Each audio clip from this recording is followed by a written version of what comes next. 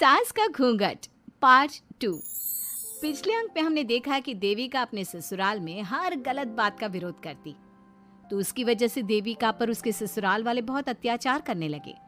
एक दिन देविका ने सचिन से कहा, सचिन, मैं तुम्हारे घर में नहीं रह सकती, तुम मुझे आज ही मेरे घर शहर भेज दो, मैं अपने मम्मी पापा के पास रहूंगी। क्यों देविका, तुम शहर क्यों जाना चाहती हो? यहाँ तुम्हें किस बात की परेशानी है? किस बात की परेशानी नहीं है सचिन, तुम्हारे घर के आदमी औरतों के साथ जानवरों जैसा व्यवहार करते हैं, मैं ऐसे माहौल में नहीं रह सकती। देखो देविका, तुम्हें यहीं रहना होगा। तुम्हारी शादी मुझसे हो गई है, अब मैं तुम्हारा पति हूँ और यही तुम्हारा घर है। अच्छा, तो तुम्हें याद है कि मैं तुम्हारी पत्नी हूँ? जब तुम्हारे पिताजी और चाचा जी मुझे एक एक हफ्ते के लिए कमरे में बंद कर देते हैं, तब तुम्हें क्यों याद नहीं आता कि जो औरत कमरे में बंद है वो तुम्हारी पत्नी है? जब तुम्हारे जीजाजी और भाई मुझसे बदतमीजी से बात करते हैं, मुझे खाने के लिए कुछ नहीं देते, तब भी तुम्हें याद नहीं आता कि मैं तुम्हारी पत्नी हूँ? देखो देविका, तुम बेकार की बातें मत करो। तुम यहाँ ढंग से रहोगी, सबकी बात मानोगी, तो कोई तुम्हें कुछ नहीं कहेगा। इस तरह जानवर की तरह रहना, ढंग से रहना है तो सॉरी सचिन, मैं नहीं रह सकती, मैं आज ही अपने घर जाऊंगी। ये बोलकर देविका अपना सामान पैक कर लेती है और घर से जाने लगती है। सचिन भी उसके पीछे पीछे चलता है और उसे समझाने की कोशिश करता है। जब ये सब जोगिंदर ने देखा तो बोल पड़ा, बहू, यह सब क्या हो रहा है? कहाँ जा रही हो? सचिन, बताओ अपने पिताजी को कि कहाँ जा रही हूँ मैं। तुम्हें शर्म नहीं आती अपने पति का नाम लेते हुए? मैं अपने पति का नाम ले रही हूँ, इसमें आपको क्या परेशानी है? आपका नाम तो नहीं ले रही हूँ ना? देविका, ये किस तरह से बात कर रही हो तुम पिताजी से? जिस तरह से करनी चाहिए उस तरह से कर रही हूँ बात। इससे अच्छी तरह से मैं तुम्हारे घर के किसी भी आदमी से बात नहीं कर सकती। तीनों की बात सुनकर घर के बाकी लोग भी वहां आ जाते हैं। तभी जोगिंदर कहता है, हमारे घर की औरतें अपने मर्दों का नाम नहीं लेती। तुम्हारे शहर में होता होगा, लेकिन हमारे यहाँ पर ऐसा कुछ नहीं होता। बहू, सचिन तुम्हारा पति है, तुम उसका नाम मत लिया करो। तुम अपने पति का नाम लेने की जगह ए जी, ओ जी, सुनो जी कहा करो। पति ना परमेश्वर होता है। तो परमेश्वर का तो हम नाम लेते हैं। क्यों माँ जी, क्या आप अपने इष्ट देव का नाम नहीं लेती? माँ जी, ये सब इन पुरुषों के बनाए तौर तरीके हैं, औरतों को दबाने के लिए। ये बेशर्म लड़की ऐसा नहीं सुधरेगी। ये हमारे घर की औरतों को भड़का रही है। सचिन, तुम इसे चुप कराओगे या फिर मैं करूं? नहीं नहीं पिताजी, मैं अभी समझा देता हूँ। चलो देविका अंदर, और कितना तमाशा बनाओगी मेरा। सचिन, मैं अंदर नहीं बाहर जाऊंगी, अब मैं यहाँ नहीं रह सकती। देविका की बात सुनकर महेंद्र कहता है, भाई साहब, ये लड़की इस घर से और गांव से बाहर ना जानी चाहिए, नहीं तो हमारे घर और गांव की औरतें भी ऐसी ही हरकतें करेंगी, वो भी मर्दों के खिलाफ बगावत करेंगी। और मैं भी देखती हूँ कि मुझे घर से बाहर जाने से कौन रोकता है। बहू, इनसे बहस करने का कोई फायदा नहीं, तुम अंदर चलो। इस गांव के मर्दों के अंदर बहुत अहंकार भरा हुआ है। देविका किसी की बात नहीं सुनती और अपना सामान उठाकर घर से बाहर जाने लगती है। तभी वहां मोहन और कल्याण आते हैं। कल्याण देविका के हाथ में से उसका सूटकेस छीन लेता है और मोहन देविका को जोरदार थप्पड़ मारता है। देविका का सर दीवार में लगता है और वो बेहोश हो जाती है। देविका, देविका तुम ठीक तो हो? भैया, आपकी हिम्मत कैसे हुई मेरी पत्नी पर हाथ उठाने की? सचिन, तुम जल्दी से देविका भाभी को अंदर कमरे में ले जाओ, मैं अभी वैद्य जी को लेकर आती हूँ। वीना जल्दी से वैद्य जी को लेकर आती है। वैद्य जी थोड़ी देर तक देविका की जांच करते हैं और कहते हैं, मुबारक हो आप सबको, आपकी बहू माँ बनने वाली है। अभी तो मैं आपको दवाई दे देता हूँ, लेकिन आगे इनके इलाज के लिए आपको दाई अम्मा को बुलाना होगा। ये बात सुनकर घर के सभी लोग खुश होते हैं। देविका को जब होश आता है, उसे ये बात पता चलती है तो वो बहुत खुश होती है। वो सबसे कहती है, मैं अपने बच्चे को यहाँ नहीं रख सकती। क्यों बहू, क्या हुआ? अब तुम ये सब बातें मत सोचो, तुम्हें आराम करना चाहिए। नहीं माँ जी, आप नहीं समझ रही।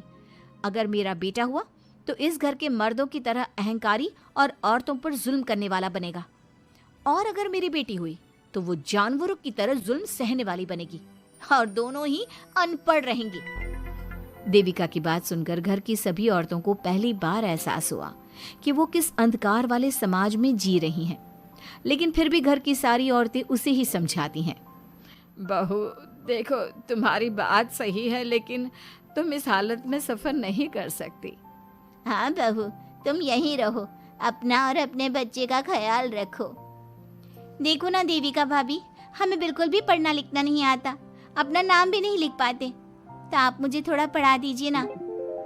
देविका, तुम्हारी बातें सुनकर पहली बार हमें एहसास हुआ है कि कैसे माहौल में हम जी रहे हैं। तुमने हमारे अंदर उम्मीद की नई रोशनी पैदा की है। यहाँ से मत जाओ तुम। देविका ने घर की औरतों की बात सुनी तो उसका दिल पसीज गया। उसने गांव में ही रहने का फैसला लिया। वो अपने घर की औरतों को रोज पढ़ाती, उन्हें अपने अधिकारों के बारे में, देश के बारे में बताती।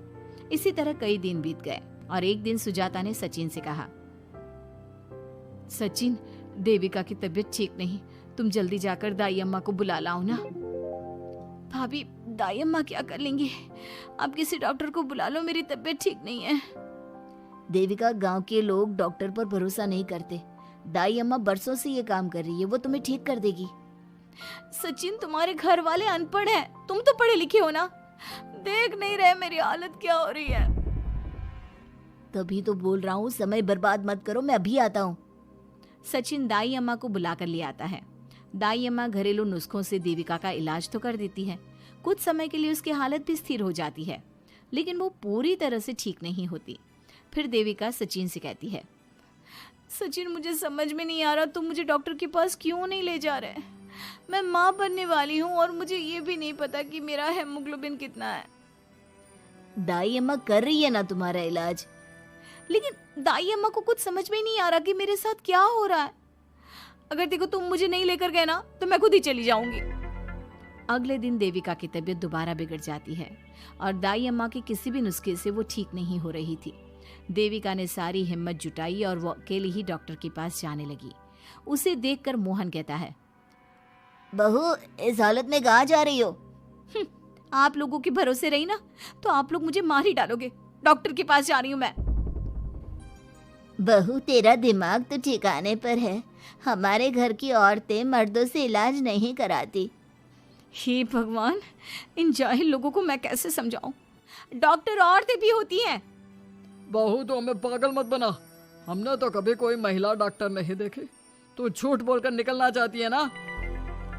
इस गांव की सरहद से आप लोग कभी बाहर नहीं गए ना, इसलिए आप लोगों को नहीं पता कि महिलाएं डॉक्टर के अलावा क्या क्या है। ए लड़की, तुझसे तमीज से बात कर रहे हैं तो तू ज्यादा हवा में मत उड़। बोला ना एक बार, चल अंदर जा। चाचा जी, मैं अंदर नहीं जाऊंगी, डॉक्टर के पास जाऊंगी। मेरा इलाज सिर्फ डॉक्टर ही कर सकता है। ये बोलकर देविका घर से निकल रही थी कि तभी जोगिंदर ने उसे कमरे में ले जाकर बेड पर जोर से धक्का दे दिया, जिसकी वजह से देविका के पेट में चोट लग गई और वो दर्द की वजह से जोर जोर से चिल्लाने लगी। ये देखकर घर की सारी औरतें देविका को संभालने लगी। देविका, हिम्मत रखो, सब ठीक हो जाएगा। देविका भाभी, आप ठीक हो ना? माँ, कुछ करिए ना, भाभी की तबीयत बहुत खराब हो रही है। लेकिन मैं क्या कर सकती हूँ? भाभी, कुछ तो करो, कहीं बहू को कुछ हो ना जाए। उधर जोगिंदर मेन गेट पर बड़ा सा ताला लगा देता है और कहता है, आज के बाद इस घर से कोई भी औरत बाहर नहीं निकलेगी। देविका का बच्चा भी इसी घर में होगा, ये जिंदा रहे या मर जाए। जोगिंदर की बात सुनकर सभी औरतें बाहर आती हैं। जब विमला को इस बात का एहसास हो जाता है कि जोगिंदर देविका को डॉक्टर के पास किसी कीमत पर नहीं जाने देगा, तब विमला पहली बार अपना घूंघट उठाकर तेज आवाज में कहती है, मैं भी देखती हूँ देविका को डॉक्टर के पास जाने से कौन रोकता है। आज देविका डॉक्टर के पास जाकर रहेगी। देविका की सास का घूंघट आखिरकार उतर ही गया। घर के आदमियों ने पहली बार विमला का ये रूप देखा था और उसकी तेज आवाज पहली बार सुनी थी। क्या विमला अपनी बहू की जान बचा पाएगी या जोगिंदर अपनी पत्नी की आवाज भी दबा देगा? ये जानने के लिए हमारे अगले एपिसोड का इंतजार कीजिए और हमें कमेंट में ये भी बताइए कि घर की औरतों को आगे क्या कदम उठाना चाहिए।